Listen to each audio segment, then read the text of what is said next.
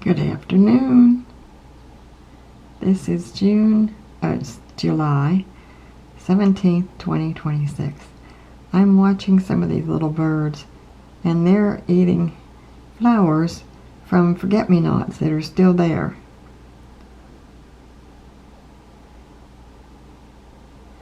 I was going to pull that out, and I left it in, and I'm glad I did.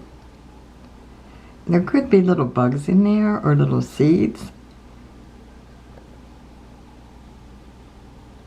There's another one. He's checking out the marigolds. And that one is checking out the coffea. Oh no, it's the forget-me-nots. Yeah, they're at the forget-me-nots. There's the annual forget-me-nots. It's fun watching little birds to see what they do.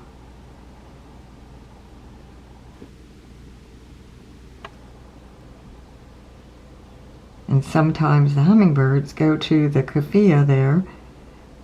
There's marigolds there, and there's coffeas, and in back of that is some daylilies, and in the distance there's phlox, and over